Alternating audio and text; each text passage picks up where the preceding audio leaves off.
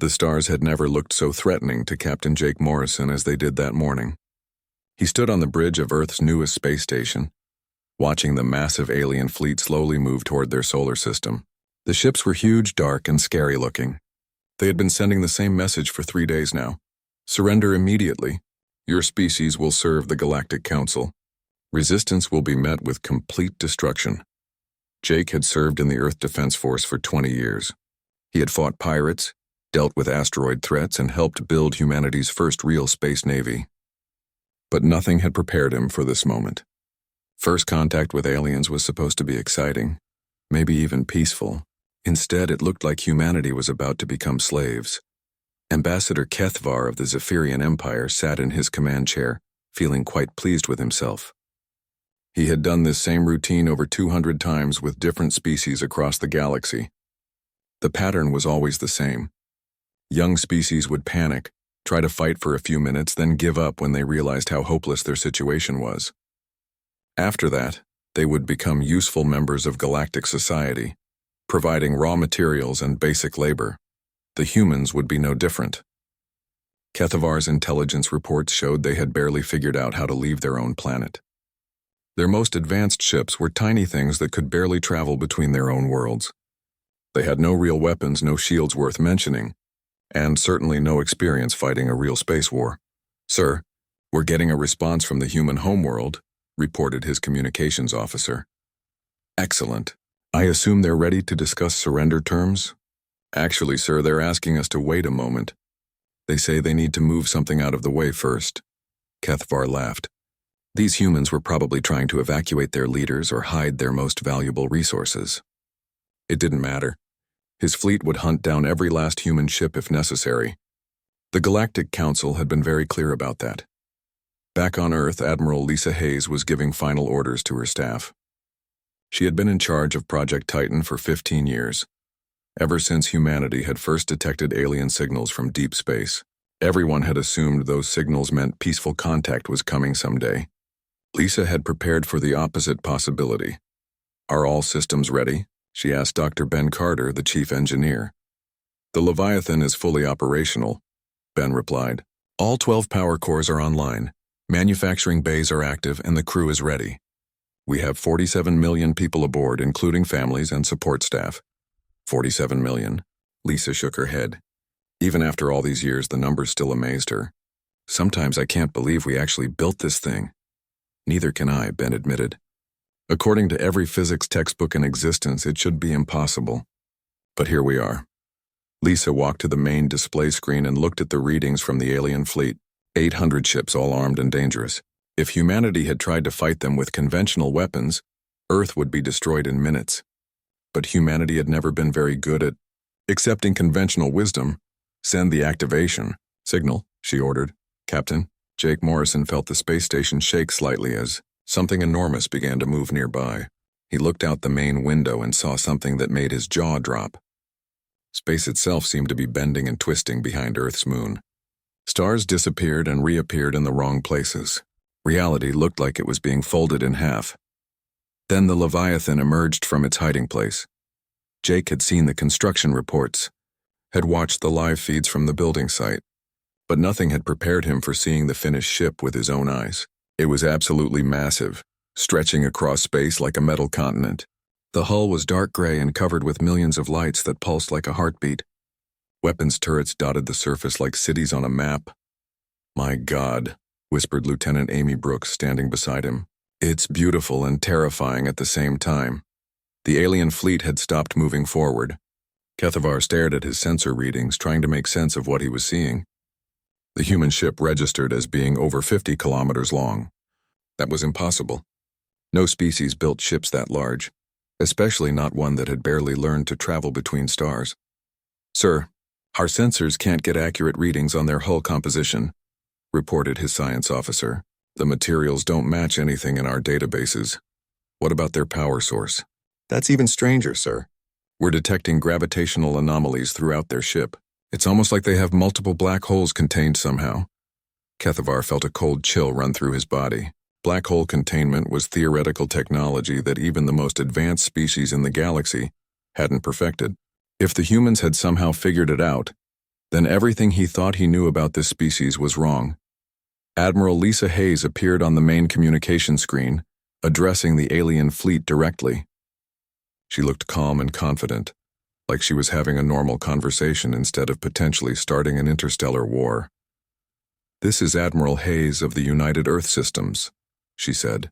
"You came to our home demanding submission. You threatened to destroy our world and enslave our people. We suggest you reconsider your position." The bridge of Lisa's ship was enormous, with hundreds of crew members working at stations that stretched in all directions. Behind her, Jake could see massive windows showing the interior of the ship. There were forests, lakes, and what looked like entire cities inside the vessel. "Furthermore," Lisa continued, "if you're thinking about attacking us, you should know that this is just one of our ships. We have others, and they're all bigger than this one." She was lying about having more ships, but the aliens didn't need to know that. The Leviathan alone was enough to change the balance of power in the galaxy forever. Kethavar realized that his perfect record of unopposed first contacts was about to end. For the first time in over 300 conquests, he was looking at a species that might actually be able to fight back. The carefully maintained order of the galaxy was about to be turned upside down by a species that refused to follow the rules. "Sir, what are your orders?" asked his weapons officer. Kethavar looked at the massive human ship floating in space like a dark moon. Everything he had been taught about galactic civilization said this was impossible. Young species didn't build ships like this. They didn't develop black hole technology. They certainly didn't calmly threaten fleets that outnumbered them 800 to 1. But the evidence was right there in front of him, defying every rule he thought he knew about the universe. 3 days after the first tense meeting, Ambassador Kethavar found himself aboard the human ship called the Leviathan. He had requested permission to inspect the vessel, expecting the humans to refuse. Instead, Admiral Lisa Hayes had welcomed him with open arms, as if she was proud to show off what her species had built. Kethavar brought his best scientists with him, including Shardax, a crystalline being who was considered one of the galaxy's leading experts on spacecraft engineering. Shardax had studied the construction techniques of over 1,000 different species. He thought he had seen every possible way to build a starship. He was wrong.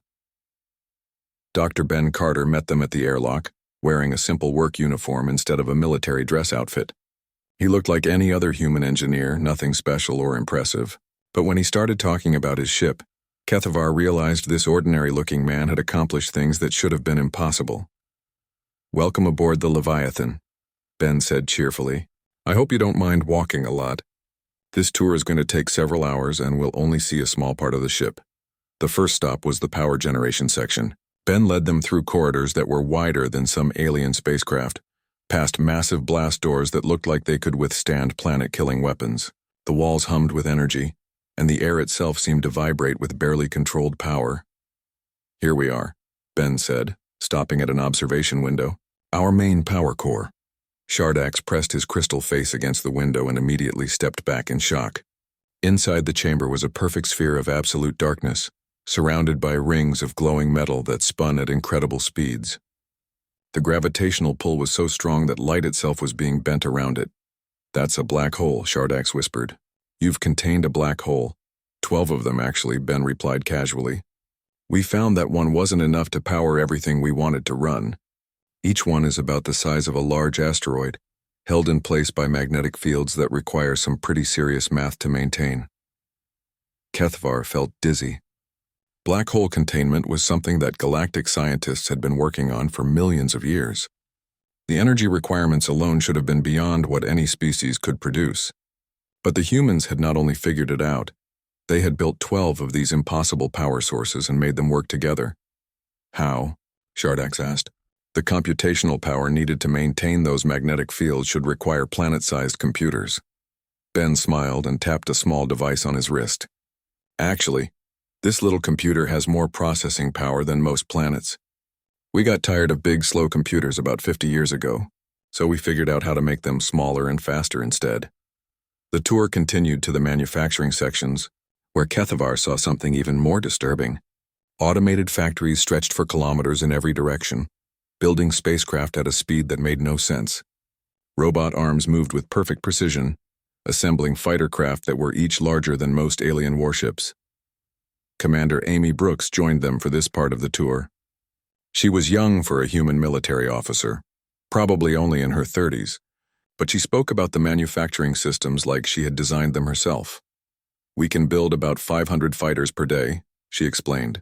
"Each one is fully automated, carries enough firepower to destroy a battleship, and can operate independently for up to 10 years. The factory systems are self-repairing and self-improving, so they get better and faster over time." 500 per day? Kethvar repeated. "The largest shipyard in the galaxy produces maybe 20 ships per month." "Yeah, we heard about that," Amy said. "Seemed kind of slow to us. We like to get things done quickly." But the real shock came when they reached the agricultural and residential sections. Kethvar had assumed the Leviathan was purely a military vessel, designed to fight and destroy enemy fleets. Instead, he found himself walking through vast parks filled with earth trees and flowers. Artificial suns provided warmth and light, while carefully controlled weather systems created gentle rain and soft breezes. "This is Sector 7, Dr. Carter explained as they walked along a path beside a lake. "It's one of our smaller residential areas. About 2 million people live here, along with their families. Children were playing on beaches made of real sand. Adults tended gardens full of vegetables and fruits. Elderly people sat on benches, feeding ducks that swam in crystal-clear water. It looked like a paradise, not the interior of a warship." "You brought families onto a military vessel?" Kethvar asked. "The Leviathan isn't just a warship," Lisa Hayes replied, joining the group. "It's a complete civilization. We have schools, hospitals, universities, research facilities, entertainment centers, and manufacturing plants. If we had to, we could travel to another galaxy and start over from scratch." Shardax was examining the artificial sun overhead, trying to understand how it worked. "This isn't fusion technology. What powers these environmental systems?" "Controlled matter conversion," Ben answered. "We take basic elements and rearrange them into whatever we need. Want to turn carbon into gold? No problem. Need to create a new type of steel? Easy. The energy cost is enormous, but we have 12 black holes providing power." The alien scientists were starting to understand the true scope of what humanity had accomplished. This wasn't just advanced technology. The humans had completely rewritten the rules of physics and engineering. They had built something that was part warship, part city, part factory, and part paradise. "How long did this take to build?" Kethvar asked. "About 15 years from start to finish," Lisa replied. "We had to invent most of the technology as we went along, which slowed things down a bit." 15 years? Shardax could barely speak. The Confederation's newest dreadnought took over a century to design and build, and it's a tiny fraction of this size. "We don't really believe in taking our time," Ben said with a shrug. "When we want something, we figure out how to make it happen quickly. Waiting around for centuries seems like a waste of time." As the tour continued, Kethvar began to realize that everything he thought he knew about technological development was wrong. Most species in the galaxy advanced slowly, building on knowledge that had been accumulated over thousands of generations. They followed established principles and accepted well-known limitations. Humans apparently didn't care about limitations. If something was impossible, they treated it as a challenge instead of a barrier. If existing technology wasn't good enough, they invented new technology. If the laws of physics got in their way, they found ways to work around them. The final stop on the tour was the ship's library and research center. Millions of human scientists were working on projects that made Kethvar's head spin, faster-than-light communication systems, time dilation fields, artificial gravity generators that could crush entire planets, and weapons that could destroy stars. "We're always working on new things," Dr. Carter explained. "The Leviathan represents our current level of technology, but we're already designing ships that will make this one look primitive. Progress never stops." When the tour finally ended and the alien delegation prepared to leave, Shardax asked the question that had been bothering him all day. "How did your species advance so quickly? Most civilizations need millions of years to develop technology like this." Dr. Carter thought for a moment, then gave an answer that would haunt galactic scientists for generations to come. "We got bored with the limitations, so we decided to ignore them." Warlord Gexan of the Vrex hegemony was not impressed by reports of the human ship.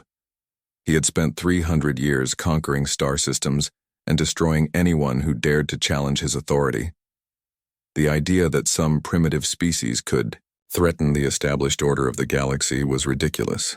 "These humans got lucky once," he told his war council aboard the mighty dreadnought Worldrender. They built one large ship and managed to scare a few diplomats. But size means nothing without proper weapons and tactics. I will show the galaxy that the Vrex hegemony is still the ultimate military power. Gaxan had commanded the Vrex Third Battle Fleet for over 50 years. 800 warships followed his orders, including 12 dreadnoughts and 30 heavy cruisers. His fleet had destroyed entire civilizations, conquered hundreds of star systems, and never lost a single major battle. The world render itself was a masterpiece of Vrex engineering. 5 kilometers of armored death, carrying weapons that could crack planets and shields that had never been penetrated. Gaxan had used this ship to break the will of countless species who thought they could resist Vrex rule. When news of the human demonstration reached other parts of the galaxy, most civilizations decided to wait and see what would happen. But Captain Ryan Foster of the Leviathan had volunteered to provide a clear example of human capabilities. Admiral Hayes had agreed, with one condition: the demonstration would be recorded and broadcast to every major civilization in the galaxy. "We only get one chance to make this point," Lisa told Ryan over a secure communication link. "If we show weakness, every warlord and dictator in the galaxy will think they can push us around. But if we're too brutal, we'll be seen as the new threat that everyone needs to unite against." "I understand," Ryan replied. "Overwhelming force, but leave survivors to spread the word." "Exactly. Make it clear that we could have destroyed them all, but chose not to." Ryan had been captain of deep space exploration vessels for most of his career. He was a peaceful man who preferred to solve problems with words rather than weapons. But he also understood that sometimes violence was the only language that bullies could understand. The Vrex fleet arrived at the designated coordinates expecting to find easy prey. Instead, they found the Leviathan waiting for them in open space, apparently defenseless and alone. The massive human ship hung motionless against the stars, making no attempt to run or hide. "Look at that," Gaxan laughed. "One ship against 800. These humans are either incredibly brave or completely insane." "Sir, our sensors are having trouble getting accurate readings on their vessel," reported his science officer. "The hull composition is unlike anything we've encountered." "It doesn't matter what they're made of," Gaxan replied. "Concentrated firepower from 800 ships will destroy anything. All vessels, prepare to attack." Captain Foster watched the alien fleet move into attack formation. His tactical officer, Lieutenant Tony Rodriguez, was monitoring their communications and weapon systems. "They're charging their primary weapons," Tony reported. "Looks like they plan to hit us with everything at once." "Good," Ryan said calmly. "That will make the demonstration more impressive. Activate defensive grid, but keep the main weapons offline until they fire first." The Leviathan began to transform. Thousands of small turrets emerged from hidden compartments all along the hull, like flowers blooming in fast motion. Each turret was equipped with targeting systems that could track objects smaller than bullets moving at nearly the speed of light. On the Vrex flagship, Gaxan watched this display with growing unease. No ship in the galaxy carried that many defensive weapons. The humans were either incredibly paranoid or incredibly dangerous. "Sir, enemy defensive systems are online," his weapons officer reported. "I've never seen anything like it. They have over 50,000 point defense turrets." 50,000? Gaxan had trouble believing the number. "How is that possible?" Before anyone could answer, the Vrex fleet opened fire. 800 warships unleashed their full firepower simultaneously, creating a light show that could be seen from several star systems away. Energy beams, plasma bolts, and missile swarms all converged on the human vessel. None of them hit their target. The Leviathan's point defense system tracked every incoming projectile and beam with perfect accuracy. Laser turrets destroyed missiles while they were still thousands of kilometers away. Energy shields deflected plasma bolts like they were made of rubber. Most impressive of all, some kind of gravitational field was bending space around the ship, causing enemy fire to curve away harmlessly. "Impossible," whispered Gaxan. "Nothing can defend against that much firepower." Captain Foster allowed the enemy barrage to continue for 30 seconds, giving them time to empty their primary weapon capacitors. Then he opened a communication channel to the Vrex flagship. This is Captain Foster of the United Earth Systems vessel Leviathan. You have fired upon us without provocation. We will now demonstrate why this was a poor decision." Ryan nodded to his weapons officer. Fire. The main guns of the Leviathan had never been used in actual combat before, only in testing against specially built target ships. Each weapon was essentially a controlled gravitational distortion that could twist space-time itself. When fired, they didn't just destroy enemy vessels, they erased them from existence. The first salvo lasted exactly 3.7 seconds.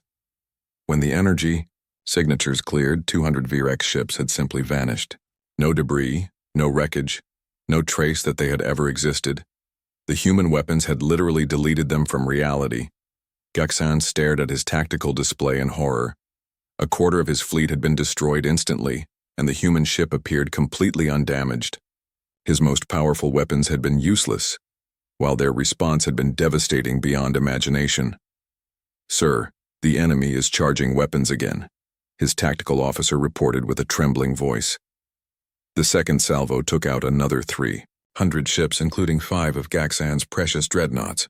The world render itself was damaged but not destroyed. Apparently the humans were being selective about their targets.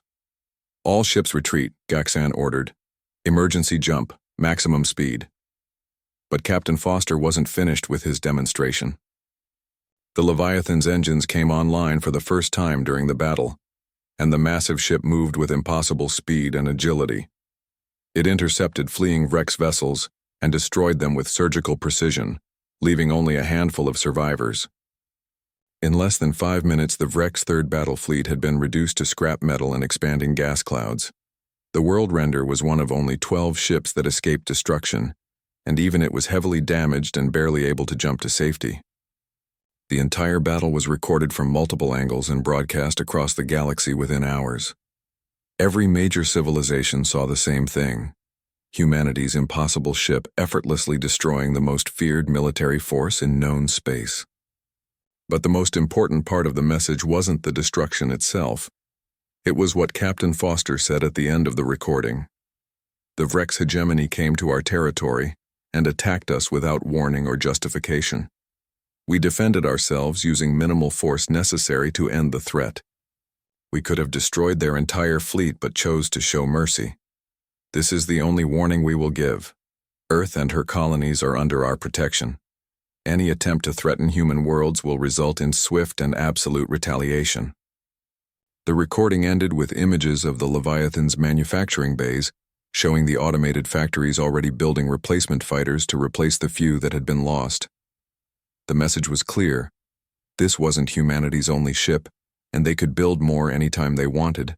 Warlord Gaxan limped back to Vrex space with the survivors of his once mighty fleet. He spent the rest of his life telling anyone who would listen that humans were not to be trifled with. The species that had once terrorized hundreds of star systems now lived in constant fear of retaliation.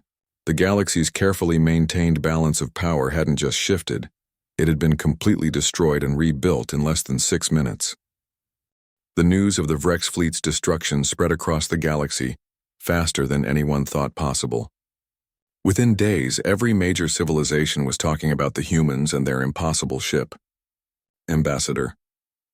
Kethvar found himself fielding urgent communications from leaders who had previously considered Earth to be an insignificant backwater world. The Astral Confederation was the first to officially respond. Premier Zothmal, who had ruled the Confederation for over 2 centuries, personally sent a message to Earth requesting immediate diplomatic contact.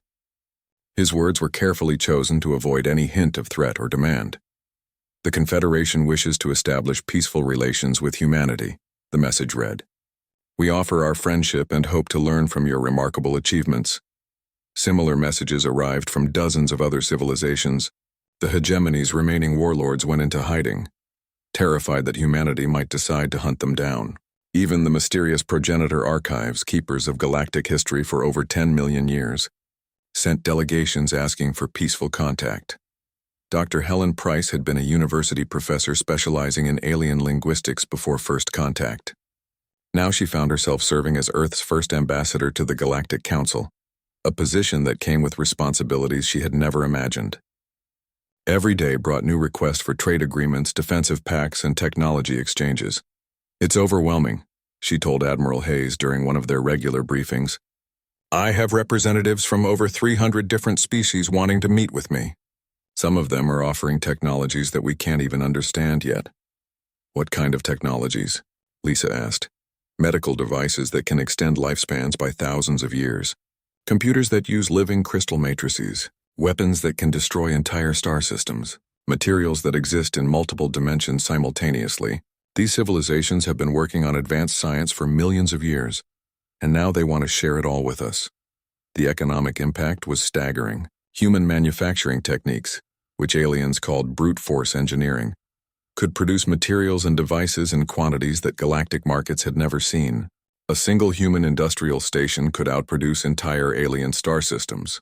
Commander Scott Williams, now serving as military liaison to the Galactic Council, watched as alien civilizations began retrofitting their fleets with human-designed components. Shields that had previously been considered impossibly expensive were now being mass-produced and sold at prices that anyone could afford. "It's changing everything," Scott reported to Earth. "Species that have been enslaved for thousands of years are suddenly buying weapons and ships that can challenge their oppressors. The old power structures are collapsing everywhere." The Calaxian Empire had controlled over 200 star systems for millennia, ruling through superior technology and brutal military force. But when their subject species began purchasing human defensive systems, the balance of power shifted almost overnight. The rebellion of the Outer Rim was the first major conflict to demonstrate how much things had changed. Rebel forces equipped with human-designed shields and weapons destroyed 3 Imperial fleets in a single week. The Calaxian Emperor, faced with the possibility of losing his entire empire, was forced to negotiate a peace treaty that granted independence to over half his territory. Similar uprisings broke out across the galaxy. The rigid hierarchies that had maintained order for millions of years crumbled, as previously powerless species discovered they could defend themselves. Civil wars erupted on dozens of worlds as populations that had been oppressed for generations suddenly found themselves capable of fighting back. But the most significant changes weren't military or economic. They were psychological. For millions of years, galactic civilization had operated under the assumption that there were natural limits to what any species could achieve. Scientific progress was slow and predictable. Technological advancement followed well-established patterns. The laws of physics were absolute barriers that no one could overcome. Humans had shattered all of those assumptions. Dr. Veltar was a Zephyrian scientist who had spent her entire career studying energy generation systems. Like most researchers in her field, she had accepted that fusion power was the ultimate energy source. More advanced civilizations might use antimatter reactors, but those were incredibly dangerous and expensive to operate. Then she saw the technical specifications for human black hole containment systems. "It's impossible," she told her research team. "The energy requirements for maintaining those magnetic fields should be greater than the power output of the black holes themselves. It violates basic thermodynamic principles." But the humans had made it work anyway. Not only that, they had built 12 of these impossible reactors and made them operate as a single integrated system. When Dr. Veltar tried to understand how they had accomplished this, she discovered that her fundamental understanding of physics was incomplete. Human scientists didn't just accept the laws of physics as absolute truths. They treated them as guidelines that could be bent, twisted, or worked around through creative engineering. When they encountered a problem that seemed unsolvable, they approached it from directions that other species had never considered. The ripple effect spread throughout galactic scientific communities. Researchers who had been working on the same problems for centuries suddenly began asking new questions. If the humans could contain black holes, what else might be possible? If they could build ships the size of small moons, why had everyone else accepted size limitations? Professor Crixhan of the Valdorian Science Institute had been trying to solve faster-than-light communication for over 300 years. The problem seemed impossible because information couldn't travel faster than light without violating fundamental physical laws. But after studying human techniques, he began to wonder if the problem was in his assumptions rather than in physics itself. Working with a team of human scientists, Crixhan developed a communication system that used quantum entanglement to transmit information instantly across galactic distances.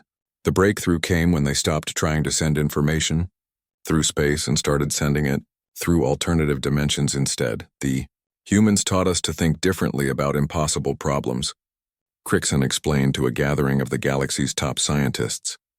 Instead of accepting that something cannot be done, they ask why it cannot be done, then find ways around those limitations. The changes weren't limited to science and technology.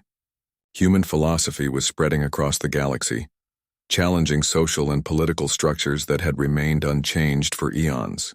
The idea that individuals could determine their own destiny, regardless of their species' traditional role, was revolutionary to civilizations that had operated under rigid caste systems for millions of years. On the world of Nexus Prime, the hereditary ruling class had maintained power for over 5,000 years, by claiming that their genetic superiority made them natural leaders. But when human concepts of democracy and individual rights began spreading among the population, the old system collapsed within months. Similar changes occurred throughout the galaxy. Species that had accepted their place as workers, soldiers, or servants began demanding equality and self-determination.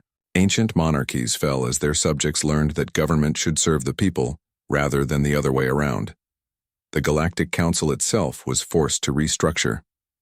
The exclusive club of ancient powers that had made decisions for the entire galaxy was expanded to include dozens of previously ignored civilizations. Species that had never been considered important enough for galactic politics suddenly found themselves with voting rights and representation. 2 years after first contact, Ambassador Helen Price stood before the reformed Galactic Assembly, addressing representatives from over 800 different worlds. The chamber was 3 times larger than the old council chambers. Built to accommodate the massive increase in participating civilizations, humanity never sought to conquer or control the galaxy, she said. We simply refused to accept limitations that others told us were absolute. We hope that our example will inspire others to reach beyond what they thought was possible. The response was immediate and overwhelming. Representatives from hundreds of worlds stood and applauded, not just for humanity's achievements, but for the new possibilities that those achievements had revealed. The galaxy had learned that its limitations had been self-imposed.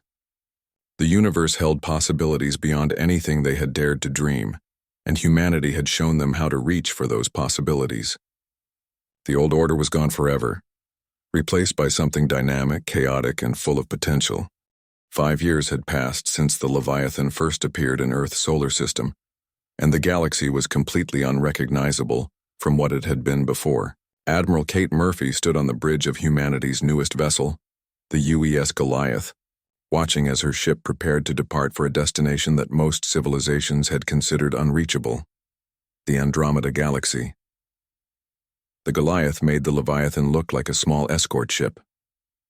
At over 200 kilometers in length, it housed nearly 500 million humans and their alien allies. But unlike its predecessor, the Goliath's primary mission wasn't military. It was educational, serving as a mobile university that traveled from system to system, teaching other civilizations how to think beyond their traditional limitations. Final systems check complete, reported engineer Tony Rodriguez, who had transferred from the Leviathan to help design the new ship's revolutionary drive systems. The quantum tunnel generators are online, life support is stable, and all educational facilities are ready for operation. Kate nodded, looking out at the fleet of alien vessels that had gathered to witness humanity's first attempt at intergalactic travel. Ships from dozens of different civilizations floated nearby, their crews eager to see if human engineering could actually bridge the vast distance between galaxies. Send our departure message to the Galactic Assembly, Kate ordered. Let them know we'll be back in approximately 6 months with a full report on what we find in Andromeda.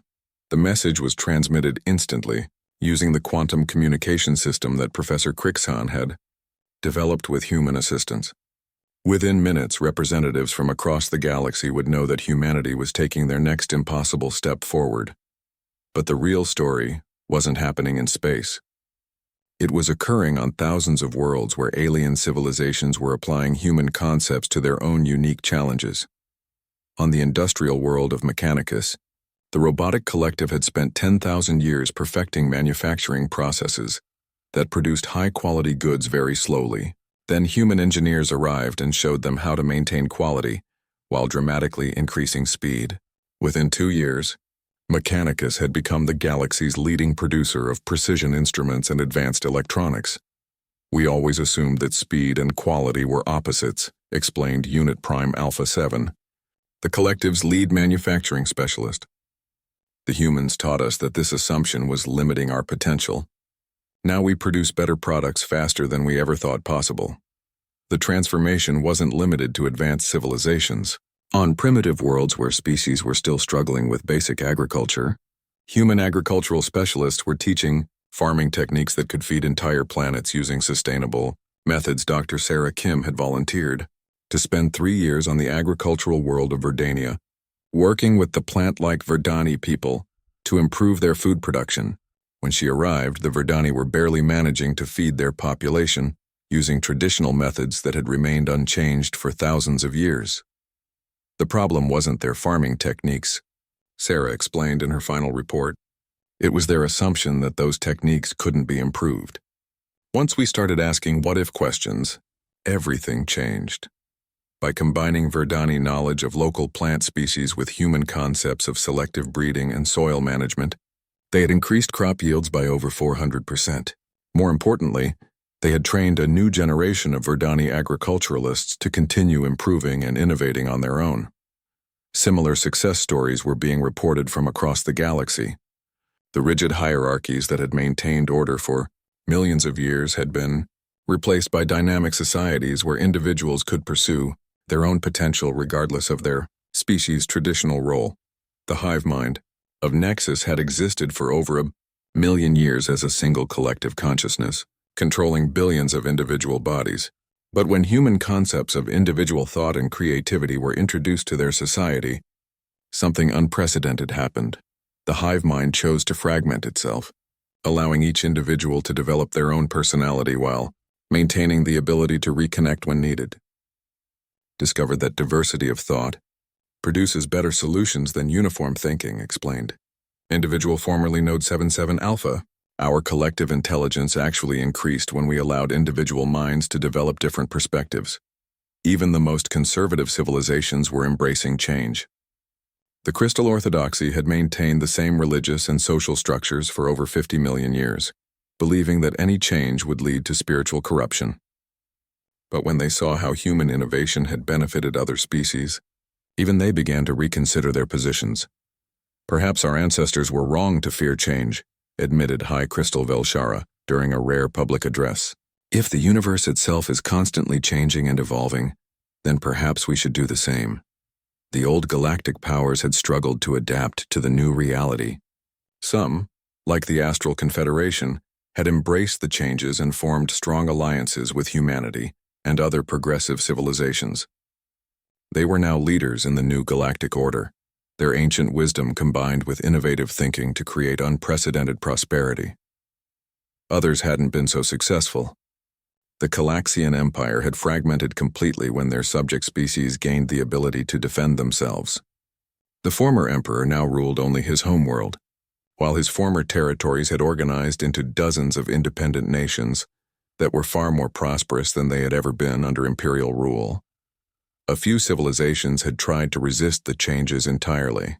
The Purist Coalition, formed by species that wanted to maintain the old ways, had isolated themselves in a remote sector of the galaxy and refused all contact with human-influenced civilizations.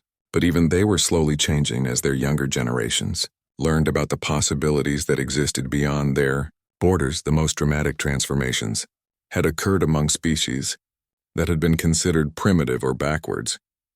The nomadic tribes of the Outer Rim had been dismissed by galactic civilization as simple wanderers with no fixed homes or advanced technology. But when human anthropologists studied their culture, they discovered that the nomads had developed sophisticated social and philosophical systems that were perfectly adapted to their mobile lifestyle. Working together, humans and nomads created a new form of space-based civilization that combined the best aspects of both cultures. Mobile cities that could travel between stars, carrying entire populations to new worlds and opportunities. The Nomad-Human Alliance became one of the galaxy's most successful trading and exploration organizations. We always knew that movement was Life, explained Wanderer Chief Kethmore during a cultural exchange ceremony. The humans showed us that we could move not just across space, but across possibilities. The changes extended beyond individual civilizations to affect the very structure of galactic society. The old system of rigid species roles was being replaced by something much more flexible and dynamic. Individuals were judged by their abilities and contributions rather than by which species they belonged to. Mixed species crews were becoming common on both exploration and trading vessels. Human engineers worked alongside Zephyrian scientists, Valdorian philosophers, and crystalline mathematicians. The combination of different perspectives and approaches was producing innovations that no single species could have achieved alone. But perhaps the most significant change was philosophical. For millions of years, galactic civilization had been based on the concept of limitations. Each species had their role, each technology had its boundaries, and each individual had their place in a grand but static hierarchy. Humanity had introduced a revolutionary concept, the idea that limitations existed to be overcome. Problems weren't permanent barriers but temporary challenges. The phrase impossible had become outdated, replaced by, we haven't figured out how yet. As the Goliath prepared to enter its quantum tunnel and begin the journey to Andromeda, Admiral Kate Murphy reflected on how much had changed in such a short time. Earth had never intended to reshape galactic civilization, but by refusing to accept conventional limitations, humanity had inspired others to reach beyond their own self-imposed boundaries. Quantum tunnel stable, Tony reported. We're ready to make the jump. Proceed, Kate ordered. Space twisted around the massive ship as it entered the tunnel that would carry it across the void between galaxies. Behind them, they left a galaxy that was more dynamic, creative, and full of potential than it had been in millions of years. Ahead lay Andromeda, with its own civilizations and its own possibilities. If the patterns held true, humanity would find new friends, new challenges, and new opportunities to demonstrate that the universe was far more flexible than most species realized. The title that had started everything had proven prophetic in ways that no one could have predicted. One look at humanity's Titan-class ship had indeed changed everything, but not through conquest or intimidation. Instead, it had changed the galaxy by showing that impossible was just another word for, we haven't figured it out yet. The galaxy would never recover from learning that its limitations had been self-imposed. But that was okay, because recovery would have meant going backwards. Instead, galactic civilization was moving forward into a future full of